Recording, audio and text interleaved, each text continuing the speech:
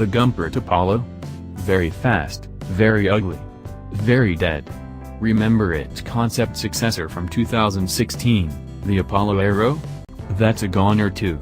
This is the new, absolutely furious face of Apollo. It's named Apollo Intensa Emozione, because that sounds better in Italian than Extremely Moody does in English. DG's spent today poking around the new creation, we'll just call it the E for short.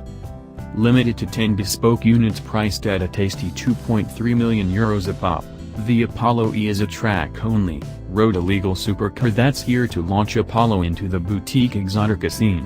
No longer affiliated with Roland Gumpert, the company's been bought out and reimagined by Hong Kong businessman Norman Choi, and he's created what he describes as a nostalgic GT1 race car for the 21st century. You're not looking at computer renderings here, by the way. Both the giant top-mounted wing and the car stuck to the other end do indeed exist, and make a quite terrifying noise.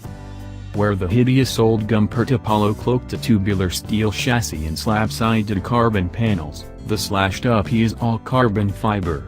Carbon tub, carbon crash boxes front and rear, the whole chassis weighs just 105 kilograms, and carbon body panels on top, from the same supplier as Pagani. The whole car weighs in at 1,250 kilograms, Apollo claims. Apollo's guys clam up pretty quickly when you start to ask where the engine has come from, especially if you use the F word. No, not that F word. Next. Thanks to a 9,000 revolutions per minute redline and 560 pounds-foot, Apollo claims 0 to 62 miles per hour in 2.7 seconds, and a top speed of 208 miles per hour healthy, but not outrageous in our twisted times.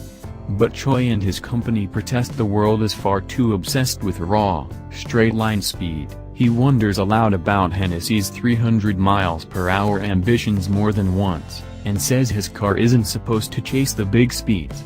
It's supposed to warp around racetracks making an enormous amount of noise instead.